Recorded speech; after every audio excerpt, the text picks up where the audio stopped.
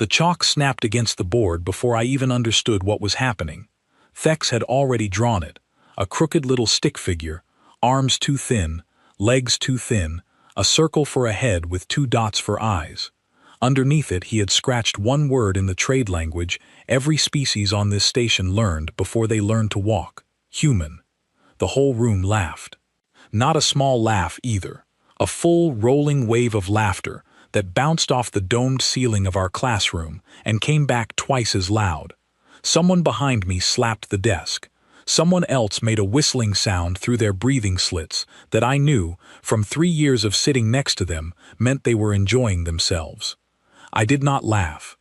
I sat very still because I was watching the only human in our class, and I already had a feeling that something was about to happen that none of us were ready for. Her name was Mira. She sat 2 rows to my left, near the window that looked out over the docking rings, and she had not moved since Thex stood up and walked to the board. She was not writing notes. She was not looking at her data slate. She was looking at the drawing with the same expression she wore every single day, which was almost no expression at all, except now, slowly, the corners of her mouth were lifting. She was smiling. I want to explain something before I go further, because if you are not from a species that grew up hearing stories about Deathworlders, you might not understand why that smile made the back of my neck feel cold. On my planet, when something dangerous is about to happen, our bodies warn us. Our skin changes color. Our breathing slows. It is automatic, built into us over millions of years, so that we notice danger before our minds catch up to it. When I saw Mira smile at that drawing, my skin went pale before I had even decided to be afraid. None of the other students noticed. They were too busy laughing at the stick figure, too busy watching Thex strut back to his seat like he had just won an argument that had never actually started. Thex was proud of his mockery. He came from a species called the Drevakai, heavy planet dwellers with thick gray plating across their shoulders and forearms, built for a world with gravity almost twice what Earth has. His people were strong, and everyone knew it, and Thex made sure everyone was reminded of it at least once a day. He turned back to the board and added 2 more lines to the stick figure, thin little arms that he made even thinner, and the class laughed again. "This is what a human looks like without their machines," Thex said, loud enough for the whole room to hear, loud enough that our teacher, who was sorting through lesson files at the front console, did not even look up. Thex liked an audience. He always had. No claws, no plating, no venom, no natural weapons of any kind. I have read that on their planet, even the small animals used to hunt them for food. More laughter.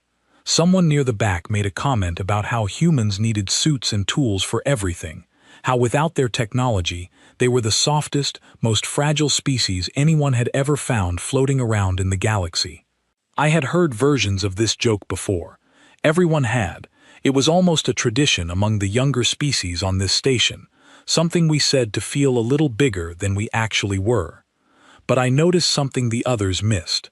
Mira was still smiling, and now she had turned her head slightly, just enough to look directly at Thex, and her eyes had a kind of stillness to them that did not match the situation at all. She looked like someone watching a small storm pass by outside a very strong window. Not afraid, not embarrassed, just patient. I leaned over slightly, keeping my voice low. "You are not going to say anything?"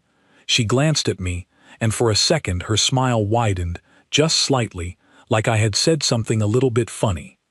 Why would I need to? I did not have a good answer for that, so I said nothing, and I turned my attention back to the front of the room where Thex was still talking, still building his little performance higher and higher, clearly enjoying every second of it. "On Earth," Thex continued, tapping the stick figure with one clawed finger, "the strongest predators were things with teeth and claws and speed. Humans had none of that. They had to build shelters just to survive their own nights. They had to invent fire because their bodies could not handle cold. I have studied this.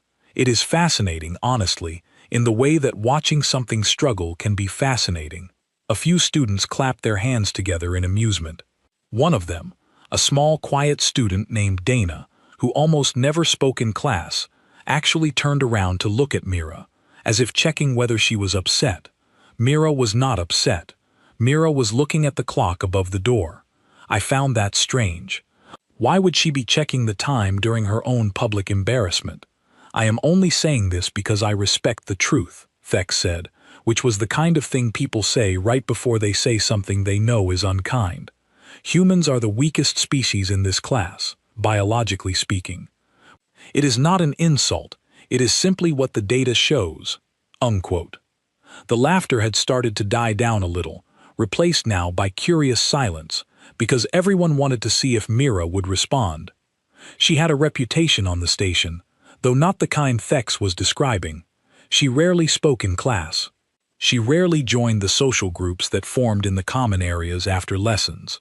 She kept to herself, always calm, always quiet, and most of the students had decided long ago that this quietness meant she had nothing to say for herself.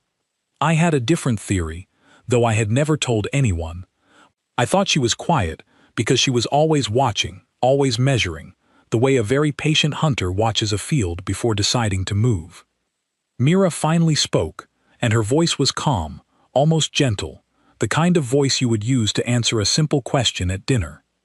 "You are right that we do not have claws," she said, "or plating, or venom." Thex smiled, clearly satisfied, clearly thinking he had won something. "But you are wrong about the rest," Mira continued. "You said the small animals on Earth used to hunt us. That part is true. There were creatures much faster than us, much stronger than us, with teeth built for tearing through flesh in seconds. There were poisons in plants that could stop a heart before you even understood what you had touched. There were diseases too small to see that could end a life in a single night. Our own planet spent most of its history trying to remove us from it." Quote. The room had gone quiet in a different way now, not embarrassed silence, attentive silence. "And yet," Mira said, "here we are." Thex laughed, though it sounded a little less confident than before. "A nice speech, but speeches do not change biology. You are still soft, you are still slow, you still need machines to do what my body can do without any help at all." Mira tilted her head slightly, and her smile grew just a little wider. "You want to test that?" The room went completely silent. I felt my skin go pale again, and this time I understood exactly why. Thex blinked, clearly not expecting this turn, but pride is a powerful thing, and pride does not like to back away once an audience is watching. He straightened his shoulders, the gray plating on his forearms catching the light from the classroom's overhead panels. "Are you challenging me?" he asked, and there was a new edge in his voice now, somewhere between excitement and disbelief. "I am agreeing with your invitation," Mira said simply. "You said humans need machines to do anything impressive. I am telling you that is not true. If you want proof, we can find some, somewhere the teachers allow it. Nothing dangerous, nothing against the rules, just a demonstration." A ripple of whispers moved through the classroom like wind through tall grass. I heard someone behind me mutter a number, already placing some kind of bet with the student next to them. I heard Dana whisper something to her neighbor about how she did not think this was a good idea, though I could not tell if she meant it was not a good idea for Mira or for Thex. Thex looked around the room, saw every eye on him, and I watched him make the decision that pride always makes for people who have never lost anything important in their lives. "Fine," he said, folding his thick arms across his chest.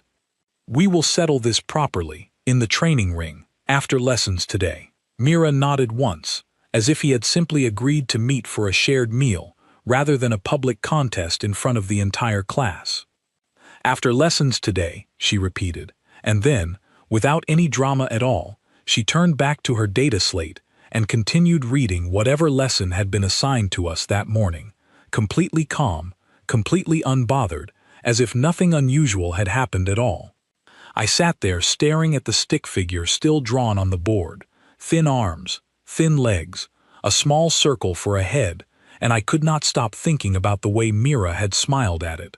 Not the smile of someone hiding embarrassment, not the smile of someone pretending to be brave. It was the smile of someone who had heard this exact joke 100 times before, on 100 different worlds, from 100 different species who had never once had to survive a planet that wanted them dead. And every single time, they had been wrong. I did not know yet exactly what was going to happen in that training ring after lessons. But I knew, somewhere deep in the part of my mind that still remembered how to be afraid, that Thex had just made a very serious mistake. The rest of the lesson passed by without anyone paying real attention to it. Our teacher, an older instructor named Halverson, who taught interspecies communication and had a habit of speaking slowly so every species in the room could follow him, kept talking about trade agreements and diplomatic language, but nobody was listening. Every few minutes I saw someone lean toward their neighbor and whisper. Every few minutes I saw eyes drift toward Mira, then toward Thex, then back to Mira again, as if the room itself could not decide who deserved more attention. I leaned toward Dana, who sat just in front of me, because she had grown up near a trading post that saw more human travelers than most stations did, and I hoped she might know something useful. "Have you ever seen a human fight before?" I asked quietly.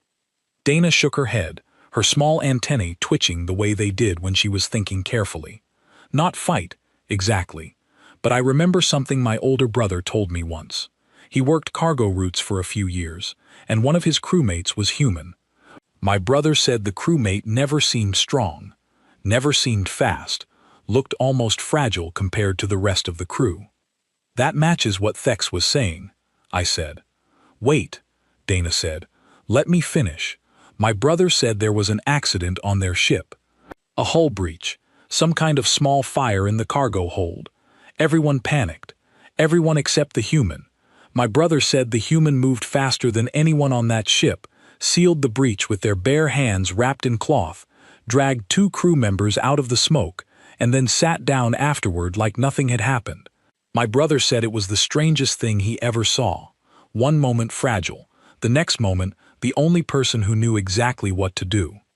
I sat with that story for a long moment, turning it over in my mind. So they were hiding it, pretending to be weaker than they were. Dana shrugged. My brother did not think it was hiding. He thought it was just how they were built, calm until it mattered, then something else entirely. Around us, other conversations were happening in similar whispers. A student named Oliver, who came from a species with excellent hearing, was repeating something he claimed to have read in a database about Earth's history, something about humans surviving ice ages, surviving diseases that wiped out entire populations, surviving predators far larger than themselves for tens of thousands of years before they ever built a single machine. Another student, a girl named Priya, who studied xenobiology as an elective, was explaining in a hushed voice that human bodies were actually remarkably efficient at converting stored energy into short bursts of extreme physical output, something she called an adaptation for a species that had once needed to outrun or outfight animals with far more natural advantages. "It does not make sense to me," Priya was saying to the student next to her, a boy named Callum. "Every species that specializes in raw strength, like the Drevakai, gets that strength because their environment demanded very specific things from their bodies. High-gravity worlds produce strong, heavy creatures, but high-gravity worlds are usually stable, predictable. Once you adapt to the gravity, you do not have much else working against you." "And Earth was not stable?" Callum asked. "Earth was apparently one of the most unstable environments ever recorded for producing intelligent life," Priya said. "Multiple ice ages, constant competition from other predator species, diseases that evolved as fast as the humans did. Every advantage nature could throw at another creature, it threw at humans instead. And somehow, they were still standing at the end of it, holding everything else back with barely any natural weapons at all." I glanced toward the front of the room, toward Mira, who was quietly copying notes onto her data slate, as if none of this concerned her at all. It was strange, hearing all these fragments of stories and facts floating around the classroom, each one adding another small piece to a picture that was starting to feel a lot less funny than the stick figure drawing on the board. Thex, for his part, did not look worried. If anything, he looked more energized than I had ever seen him. He kept glancing toward his friends, a small group of Drevakai students who sat near the back of the room, exchanging quiet comments and low laughter. I heard him mention something about how he had trained in combat forms since he was very young, how his species valued physical contests as a sign of maturity, how he had already won 2 friendly matches against other students earlier in the term. "She probably does not even know basic defensive stances," I heard him say to his friends. "Humans rely entirely on tools and weapons. Without them, she is nothing more than soft tissue and thin bone. This will not even take real effort." One of his friends, a broad-shouldered Drevakai named Grath, laughed and clapped him on the shoulder. "Do not hurt her too badly. We still need her for the group project next week." They all laughed at that, and I felt a small twist of discomfort in my stomach, because it did not sound like a joke about caution. It sounded like a joke about how easy the outcome already felt to them. When the lesson finally ended, the room emptied faster than I had ever seen it empty before. Usually students trickled out slowly, gathering their things, finishing conversations, checking assignments on the way through the door. This time, almost everyone stood at once, and within moments, a small crowd had already begun moving down the corridor toward the training wing, talking excitedly among themselves. I caught up to Mira near the door, mostly because I could not stop myself from asking the question that had been sitting in my chest since the first moment Thex drew that stick figure. "Are you sure about this?" I asked her. "Thex has trained for years. His species is built for exactly this kind of contest." Mira slung her bag over one shoulder, still smiling that same calm smile she had worn all through the lesson. "I am sure." "He is not going to go easy on you," I said. "I heard him talking with his friends. He thinks this will not even take real effort on his part." "I know," Mira said. "I heard him too, and that does not worry you." She stopped walking for a moment, right there in the corridor, students moving past us on both sides toward the training wing, and she looked at me with an expression I had not seen from her before. Not amusement, not confidence exactly. Something quieter than that, something closer to understanding. "Every planet in this galaxy that produces intelligent life produces it a different way," she said. "Some worlds make their people strong because the ground itself is trying to crush them. Some worlds make their people fast because something faster is always chasing them. Earth did not choose one thing to make us good at. It threw everything at us at once. Cold, heat, disease. Predators bigger, faster, and stronger than we were in almost every measurable way.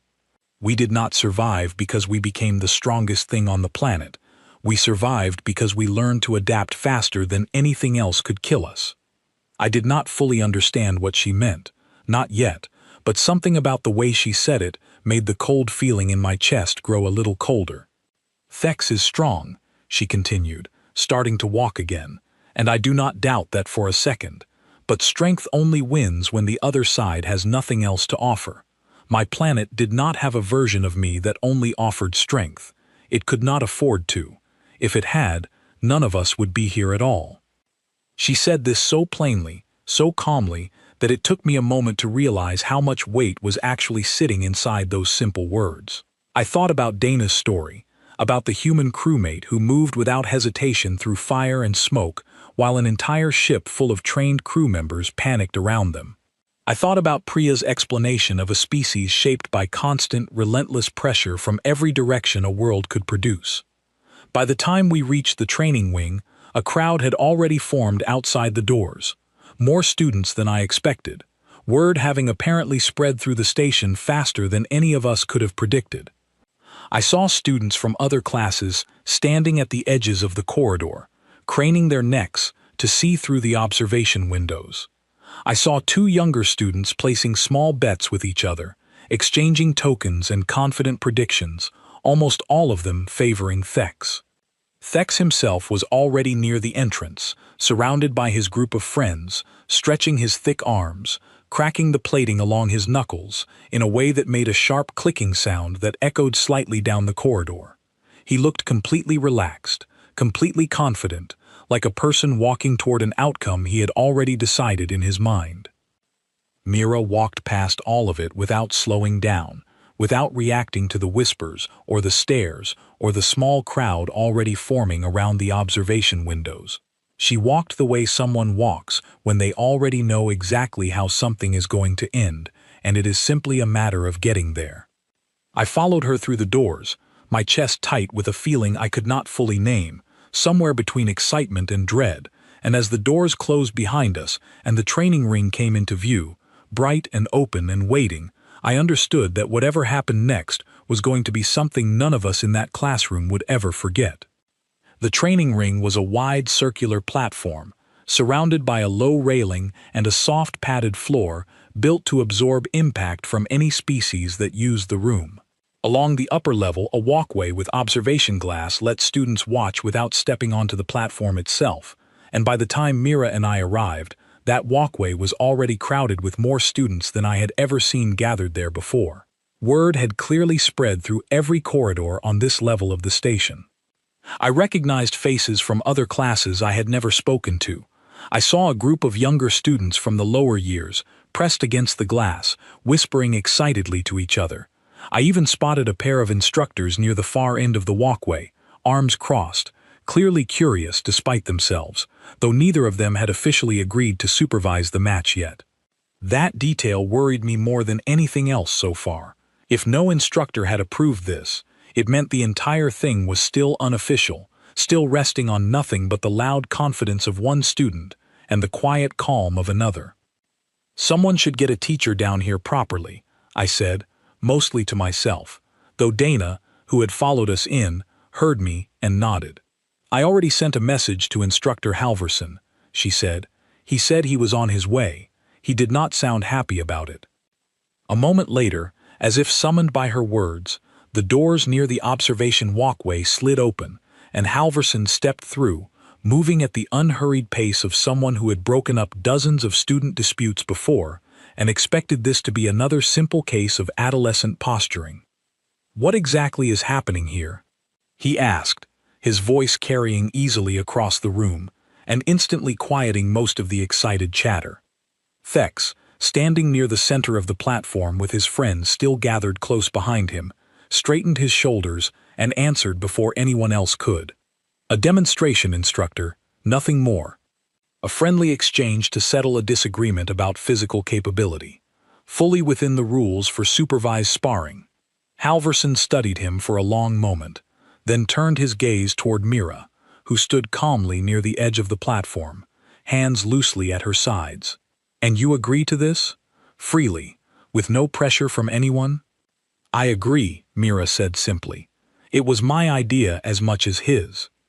Halverson exhaled slowly, glancing up at the crowded observation walkway, clearly weighing the reality that stopping this now would likely cause more disruption than allowing it to happen under his direct supervision. "Very well. Supervised sparring, standard safety protocols. No strikes to the head, no weapons, no augmentation devices, and the match ends the instant either participant yields or I call a stop. Is that understood by both of you?" "Understood," Thex said immediately, already flexing his thick forearms as if eager to begin. "Understood," Mira said, her voice as calm as it had been all day. Halverson turned to address the crowd along the walkway, raising his voice slightly.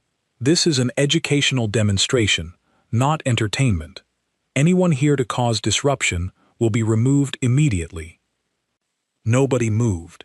If anything, the crowd pressed closer to the glass. I found a spot near the railing beside Dana and Priya, close enough to see everything clearly, and I noticed that Priya had brought a small handheld device, likely recording data for whatever research she was conducting on xenobiology. Around us, quiet conversations continued in hushed, excited tones.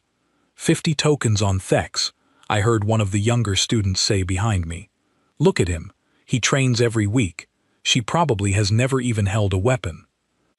"I have 30 on the human," another voice answered, quieter, a boy I recognized vaguely from an engineering elective. "My cousin worked with a human engineer once. She said humans think differently in a crisis. calmer, not slower. That always stuck with me. Calm does not stop plating and muscle, the first voice replied confidently, and several others around him murmured in agreement. I glanced toward Thex, still standing near the center of the platform, running through a series of stretches that showed off the dense muscle beneath his gray plating. He looked exactly like what everyone expected a winner to look like: strong, prepared, confident enough that his confidence itself seemed to convince the crowd he could not possibly lose. Then I looked at Mira. She had not stretched at all. She had not warmed up, had not adjusted her stance, had not done anything that resembled preparation in the way the rest of us understood it. She simply stood near her side of the platform, weight settled evenly across both feet, arms relaxed, breathing slow and steady, watching Thex with the same patient stillness she had shown all through the classroom lesson. I found myself studying her the way Priya studied Data, trying to notice details the rest of the crowd was missing. Her stance was not what I expected from someone about to fight. It was low, but not tense, balanced, but not rigid. Her eyes moved constantly, small shifts I almost missed, tracking Thex's shoulders, his hips, the placement of his feet, the subtle way his weight leaned slightly forward whenever he spoke, as if some part of her was already reading the shape of what he was about to do before he did it. "She is not nervous at all," Dana whispered beside me, sounding almost confused by the observation. "No," I said quietly, "she is not." Halverson stepped to the edge of the platform, raising one hand to signal for quiet, and the crowd along the walkway fell into an eager, anticipatory silence. "Standard rules," he said again, loud enough for both participants and the crowd to hear clearly. "This ends the moment I call it, or the moment either of you yields. No exceptions." "Understood," Thex said again, rolling his thick shoulders, the plating along his forearms catching the overhead lighting in a way that made him look even larger than he already was. Mira only nodded once. Halverson looked between them both for a final moment, then lowered his hand. "Begin." But instead of moving immediately, Thex paused, glancing toward the crowd along the walkway with the confident smile of someone who wanted witnesses to remember exactly how this began.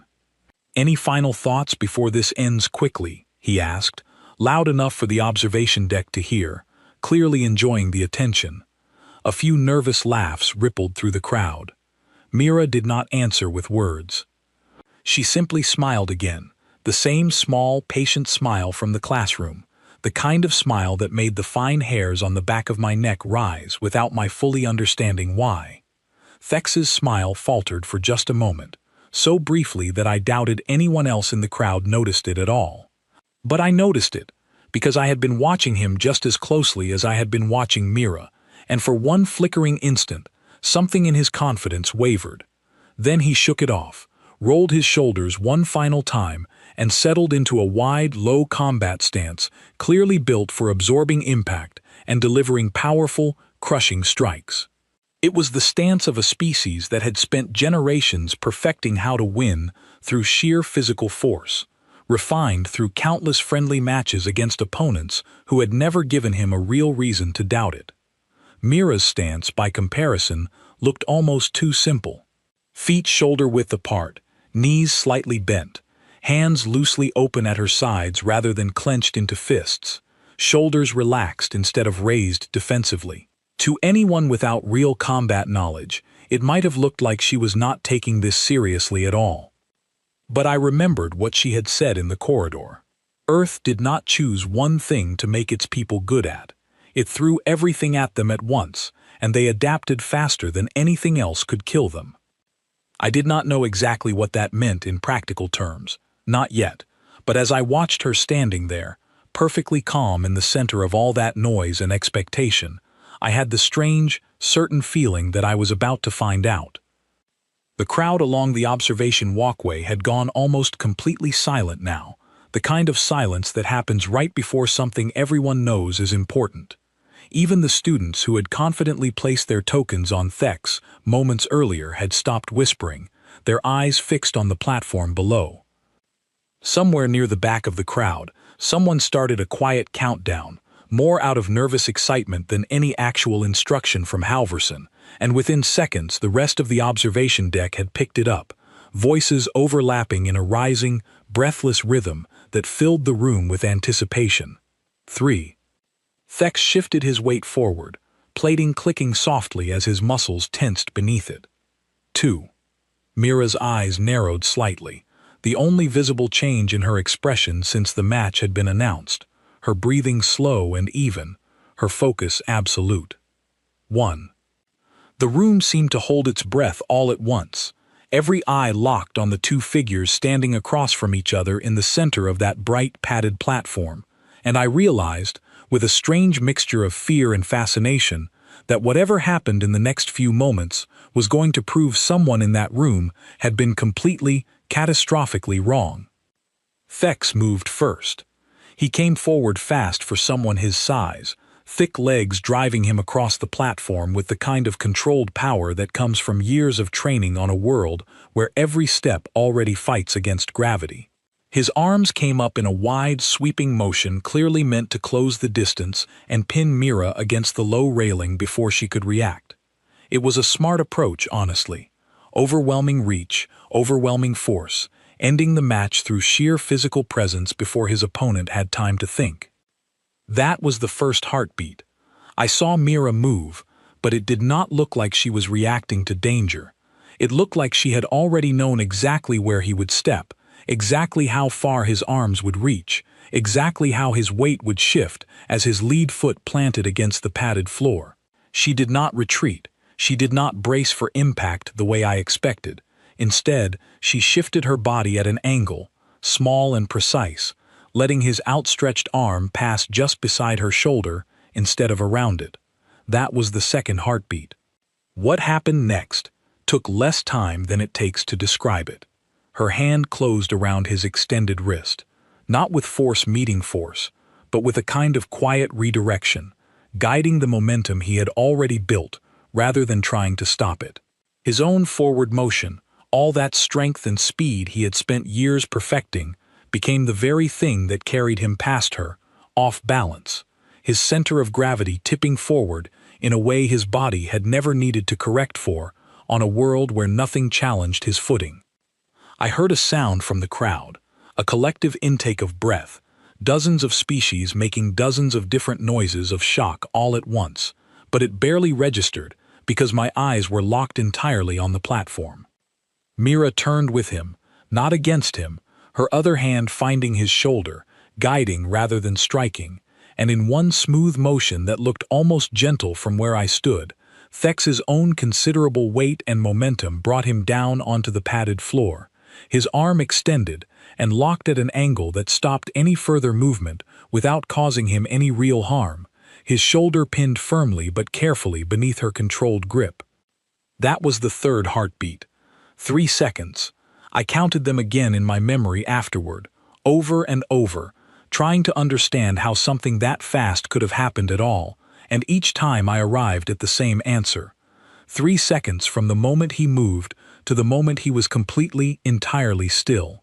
The room went silent in a way I had never experienced before. Not the tense, anticipatory silence from moments earlier. This was different. This was the silence of an entire crowd trying to process something their minds had not been prepared to accept. Thex lay there for a long moment, plating pressed against the padded floor, his extended arm held firmly but without any unnecessary pressure, his breathing rapid with surprise rather than exertion. He had barely had time to understand what was happening before it was already finished. Mira held the position for exactly as long as it took Halverson to step forward and call the match, her expression calm, almost gentle, no trace of triumph or cruelty in it at all. The moment Halverson's voice rang out across the platform, she released her grip immediately and stepped back, giving Thex space to sit up on his own. "Match ends," Halverson said, his voice carrying an edge of astonishment he clearly had not expected to feel. "Clean submission hold. No injury." For a long moment, nobody in the crowd said anything at all. I looked around at the observation walkway and saw dozens of faces frozen in various stages of disbelief, mouths slightly open, eyes wide, Students who had confidently placed their tokens on Thex only minutes earlier, now staring at the platform as if they were trying to rewind time and understand what they had just witnessed. Thex sat up slowly, rubbing his shoulder, his expression a strange mixture of confusion and something close to shock. He looked at his own arm as if checking that it was still functioning correctly, then looked up at Mira, who stood a respectful distance away, hands relaxed at her sides, watching him with the same calm patience she had shown from the very beginning of this entire situation. "That was not," Thex started, then stopped, seeming to search for words that would not come easily. "I did not even see what happened." "You moved with everything you had," Mira said, and there was no mockery in her voice at all, only a strange kind of quiet respect. "That is exactly the problem. You committed completely to one kind of attack, because on your world, that kind of attack has probably never failed you before. Nobody there is fast enough, or light enough, or precise enough to use your own strength against you." Priya, standing near me at the railing, had her recording device raised, capturing every word, her expression a mixture of fascination and something close to professional excitement. "She used his momentum," she whispered, mostly to herself. "She barely applied any force of her own. She just redirected his." "That is exactly what I told you earlier," Dana said quietly beside her. "My brother's story. Calm until it matters, then something else entirely." Down on the platform, Thex slowly climbed to his feet, brushing off the padded floor dust from his plating, his usual confident posture noticeably absent. His friends near the edge of the platform, the same group who had been laughing and placing confident bets only minutes before, now stood in stunned silence, none of them quite sure how to react to what they had just seen. "How?" Thex said finally, his voice quieter now, stripped of its earlier confidence. "How does a species with no natural weapons, no plating, no advantage in strength, learn to do that?" Mira considered the question for a moment, and I could see her actually thinking about how to answer it honestly rather than simply enjoying the moment. "Because we never had a choice," she said. "On a planet where almost everything was stronger, faster, or more dangerous than us, relying only on strength would have ended our species a long time ago. We had to learn to read movement, to predict intention, to use an opponent's own force against them, because sometimes that was the only advantage available to us at all. It became part of how we survive, not instead of strength, but alongside it, and often more important than it." Halverson stepped forward at that point, raising a hand to address the crowd, his voice carrying the calm authority of someone trying to restore order to a room that had briefly forgotten there was supposed to be any. "This match is concluded. Both participants performed within the rules, and no one was injured. I expect everyone here to return to their scheduled activities." Nobody moved immediately. The crowd along the observation walkway remained frozen for several more seconds, still absorbing what they had just witnessed, before slowly, reluctantly, students began murmuring to each other and drifting toward the exits, their earlier confident predictions replaced now with quiet, uncertain conversations about what they had actually just seen with their own eyes. I stayed at the railing a moment longer, watching Thex and Mira standing across from each other on the platform below, the earlier hostility between them completely gone, replaced by something that looked almost like the beginning of understanding. Thex extended his hand slowly, uncertain, as if he was not entirely sure this was the correct gesture between their two species, but Mira reached out without hesitation and accepted it, giving it a firm, brief shake. "I apologize," Thex said quietly, his voice carrying none of the arrogance from earlier that day. "For the drawing, for the assumptions. I was wrong." "You were not entirely wrong," Mira said, and there was no bitterness in her voice at all, only calm honesty. "We really do not have claws, or plating, or venom. You were simply missing the rest of the picture." I thought about the crude stick figure still sitting on the classroom board somewhere above us.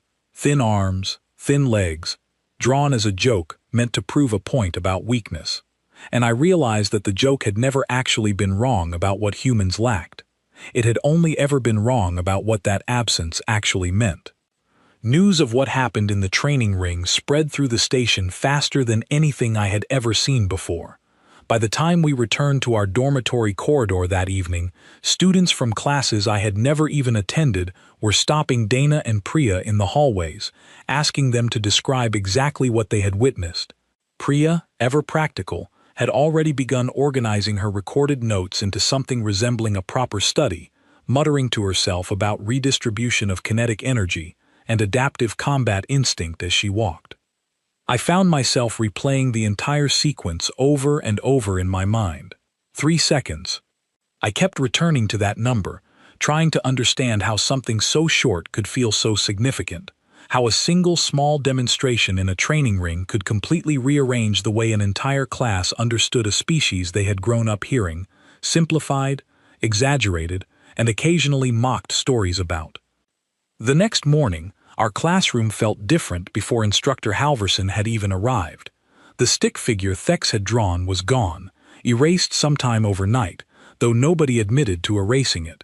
Students who had laughed loudest the day before now sat quietly at their desks, occasionally glancing toward Mira with an expression I had not seen directed at her before. Not fear exactly, something closer to careful respect, the kind you offer someone once you understand you had badly misjudged them. Thex arrived a few minutes after the rest of us, and the room went noticeably quiet as he walked to his seat. I expected him to look embarrassed, perhaps even resentful, the way some people become when their pride has been publicly challenged. Instead, he walked directly toward Mira's desk before taking his own seat, and the entire class watched as he set something down in front of her. It was a small data slate, displaying what looked like an article about Earth's history, one of the same kinds of sources Oliver and Priya had been quoting from the day before, only this one was longer, more detailed, clearly something Thex had spent real time reading the previous evening. "I wanted to understand," he said simply, loud enough for those nearby to hear, though clearly not intended as another performance for the whole room. "Not to challenge you again, just to understand." Mira looked at the slate, then at him, and nodded once. "That is a good place to start." Halverson entered a few moments later, glancing briefly at the noticeably calmer atmosphere in the room, and began the lesson as if nothing unusual had happened at all, though I noticed even he seemed to choose his words more carefully than usual whenever discussing interspecies assumptions. Over the following days, something quietly shifted in how our class treated the subject of humans, and honestly, in how we treated assumptions about any species at all. Oliver stopped repeating secondhand rumors as if they were established fact, and instead started asking Mira direct questions, which she answered patiently and honestly, without exaggeration in either direction. Priya's small recorded study of the match grew into something she eventually shared with one of the station's research departments, and I heard secondhand that it sparked genuine interest among instructors who studied comparative physiology. Even Thex, in his own slow, sometimes awkward way, began treating Mira less like a subject of casual jokes and more like someone whose perspective was worth actually listening to. He never became particularly close to her, not in the way close friendships typically form, but the change in his tone whenever he spoke about humans afterward was impossible to miss. He stopped repeating the old comparisons about claws and plating and venom, and started instead repeating something closer to what Mira had told him directly on that training platform. They never had a choice. They adapted, because the alternative was disappearing entirely. I found myself thinking about that idea often in the weeks that followed. Turning it over the way you turn over a stone, you have found something unexpected beneath. Every species in our class had grown from a world that shaped them in its own particular way. The Drevakai grew strong because their world pressed down on them constantly, and strength was the answer their bodies eventually found. My own species developed the ability to sense danger through color changes in our skin because the predators on our world were fast and silent, and speed alone was never going to save us. Humans, it seemed, had never been given the luxury of a single answer. Their world had thrown cold, heat, disease, predators, and countless other dangers at them all at once, refusing to let them specialize in only one form of survival. And so, instead of becoming the strongest, or the fastest, or the most naturally armored, they had become something else entirely: adaptable, patient, able to read a threat and respond to it in whatever way that specific threat required, whether that meant strength, speed, precision, or simple calm thinking under pressure that would break most other species entirely. I asked Mira about it directly one afternoon, several weeks after the match, as we sat together during a shared study period, something that had slowly become a regular occurrence between us since that day in the training ring. "Were you ever actually worried?" I asked her, even for a moment. She considered the question honestly, the way she seemed to consider everything, rather than giving me an easy answer just to end the conversation quickly. "A little," she admitted. "Not about losing the match itself. I was fairly confident about the outcome, based on how he moved and how he spoke about it beforehand. I was more worried about something else." "What?" "That it would only reinforce the wrong lesson," she said. "I did not want anyone walking away thinking humans are simply better fighters, stronger in some new way they had not considered before. That would just replace one wrong assumption with another. What I wanted people to understand was something different. That strength is not one thing. That every species finds its own way to survive, shaped by whatever its world demanded of it, and that assuming you understand a species just because you understand one part of them, like the absence of claws or plating, means you have not actually understood anything at all." I thought about that for a long moment, watching sunlight from the nearby viewport catch the edge of her data slate. "I think Thex understood, in the end." "I think he is starting to," Mira said. "That is usually how understanding works. It rarely happens all at once. It happens slowly, through small moments that force you to look again at something you thought you already knew." Outside our classroom window, the docking rings continued their slow, endless rotation around the station, ships arriving and departing from 100 different worlds, carrying 100 different species who had each been shaped by their own version of survival. I thought about how easy it had been, only a few weeks earlier, for an entire room full of students to laugh at a crude drawing on a board, confident in a simplified story about weakness that none of them had ever actually tested. And I thought about the 3 seconds it had taken to prove every single one of us wrong. Not through anger, not through cruelty, just through quiet, patient skill built from a history none of us had ever fully understood until we saw it demonstrated directly in front of us. The stick figure Thex drew that day never reappeared on our classroom board again. But something about it stayed with the rest of us far longer than any lesson from our actual curriculum ever had. A small reminder that the thinnest-looking arms in the galaxy sometimes belong to the very species you should never, under any circumstance, choose to underestimate. And from that day forward, whenever anyone in our class mentioned Deathworlders, they no longer said it as a joke. They said it the way you speak about something you have learned, through direct and unforgettable experience, to genuinely respect.